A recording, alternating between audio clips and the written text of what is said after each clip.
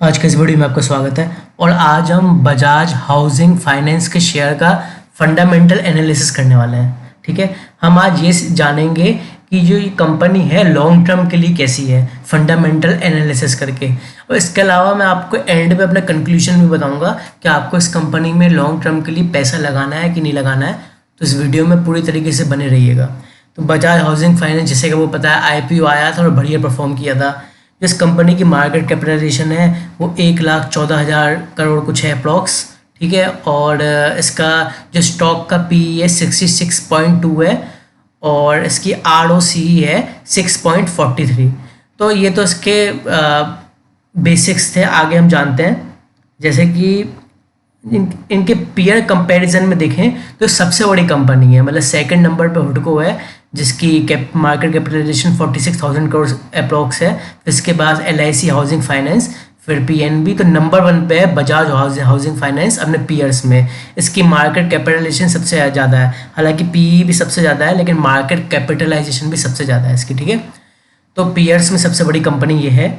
इसके अलावा अगर हम इनके क्वार्टरली रिजल्ट्स की देखें तो इसमें हमें कंटिन्यूसली अच्छी खासी ग्रोथ, ठीक ठाक ग्रोथ देखने को मिली है। जैसे कि रेवेन्यू की बात करें तो मार्च 2023 में 1585 करोड़ का था, फिर जून 2023 में 1763 करोड़, फिर सितंबर 2023 में 1911 करोड़, फिर मार्च 2024 में 1996 करोड़ का रेवेन्यू, फिर जून 2024 में 2209 करोड़ का, और फिर अब ये सितंबर 2024 के क्वार्टर में 2410 करोड़ का।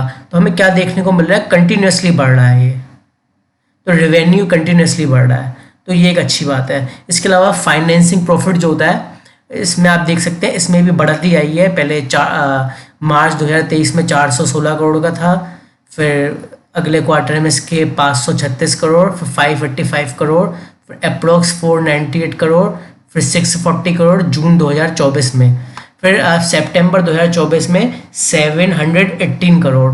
तो इसका जो फाइनेंसिंग प्रॉफिट है ये भी अच्छा खासा बढ़ा है, और फाइनेंसिंग मार्जिन्स है वो भी बढ़े हैं। आप देख सकते हैं पहले 26% का था, फिर जून 2023 में 30%, फिर 31% का था सितंबर 2023 में, फिर 25 आया, फिर 29, अभी 30 है।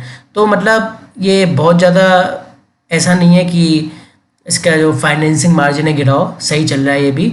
और इसके अलावा नीचे आए हम तो हम नेट प्रॉफिट में आते हैं सीधा। तो नेट प्रॉफिट भी यहाँ पर हम देख सकते हैं बढ़ाई है।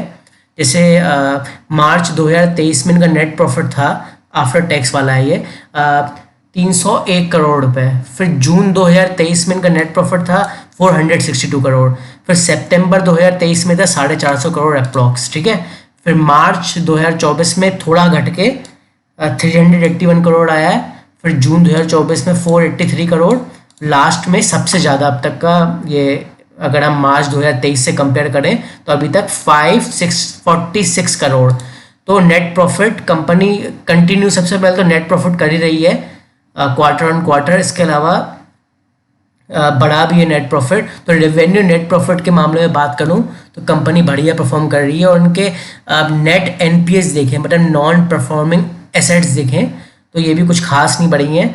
मतलब अगर जून के 2024 के क्वार्टर में 0.11 था तो अभी 0.12% हुआ है, तो कुछ खास इजाफा नहीं आया है जो नेट नॉन परफॉर्मिंग एसेट्स हैं।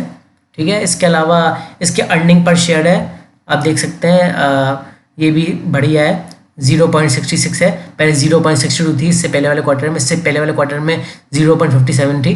तो सब यहाँ तक अगर हम देखें तो सब बढ़िया चल रहा है। ठीक है, इसके अलावा अगर इसके प्रॉफिट और लॉस की ईयर ऑन ईयर बात करूं तो इसे बहुत ही बढ़िया, इसमें भी अच्छा खासे फिगर्स देखने को मिले हैं। पहले 2020 में इसने जो रेवेन्यू किया है 2646 करोड़ का किया है, फिर मार्च 2021 में 3155 करोड़, मार्च 2022 में 3767 करोड़, और फिर मार्च 2023 में 5665 करोड़। अब आप देख सकते हैं जो मार्च का 2024 है इसमें काफ़ी अच्छा खासा रेवेन्यू बढ़ा है, इसमें 7617 करोड़। तो रेवेन्यू जो है यहाँ पे हम देखें ईयर ऑन ईयर जो रेवेन्यू है कंटिन्यूसली बढ़ा है। ठीक है, तो कंटिन्यूसली रेवेन्यू बढ़ा है। इसके अलावा इंटरेस्ट भी आप देखेंगे और ये फाइनेंसिंग प्रॉफिट देखेंगे तो ये भी बढ़ा है। फाइनेंसिंग प्रॉफिट में तो बहुत ही बढ़िया इसमें उछाल आया है। 2020 में 590 करोड़ था, फिर 635, फिर 986, फिर अच्छा खासा इसमें उछाल आया 1733 करोड़, अब 2200 करोड़ का जो है फाइनेंसिंग प्रॉफिट किया है।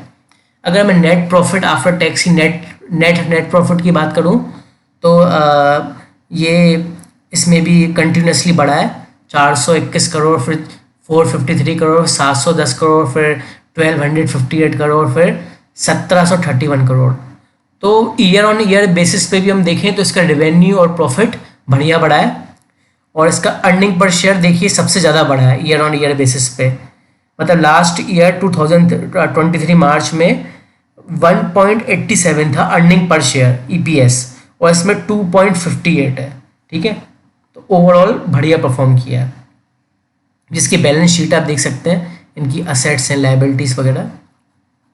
ठीक है, अगर सितंबर के आप देख सकते हैं 93,799, अप्रॉक्स 94,000 करोड़ की है। ठीक है, अब इसके अलावा हम यहाँ पे रिटर्न ऑन इक्विटी देखें तो रिटर्न ऑन इक्विटी पहले 2021 में 8% था, 22 में 11% था, 23 में 15%, और मार्च 2024 में भी 15%। तो ये भी बढ़िया रहा है।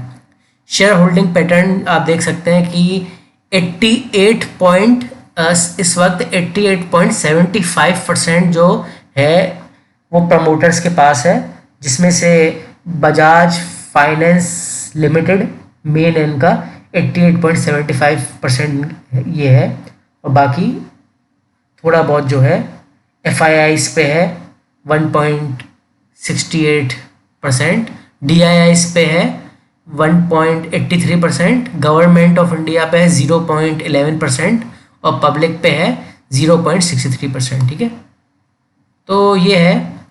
अब हमें इसमें क्या चीज़ देखने को मिल रही है? अब हमें इसमें ये देखने को मिला है कि इसके फाइनेंशियल रेशियोज की अगर मैं बात करूं कि P इसका 63 है, बाकी सारी चीज़ें बढ़िया हैं, कि ROC बढ़िया है, इनकी ROE बढ़िया है, और इनका रेवेन्यू बढ़िया है, नेट प्रॉफिट बढ़िया चल रहा है, NPS भी ठीक है, और फाइनेंसिंग मार्जिन वगैरह सब बढ़िया है, और मतलब स्लो एंड स्टडी ग्रोथ हो रही है, अच्छा खासा इस कंपनी में चल रहा है। और उसके प्रमोटर है बजाज फाइनेंस हैं, जो बजाज ग्रुप की कंपनी है। तो कंपनी ओवरऑल अगर मैं देखूं इन सारे फैक्टर्स पे और बिजनेस वगैरह के इनके हिसाब से देखूं, इनके नंबर्स के हिसाब से देखूं, तो कंपनी बहुत बढ़िया है ये। इस कंपनी में लॉन्ग टर्म के लिए लगाया जा सकता है, मतलब जो मैंने आपको मेनली दिखा दिया है इस हिसाब से अगर हम देखें तो इस कंपनी में लॉन्ग टर्म के लिए लगाया जा सकता है, उसमें लगा सकते हैं।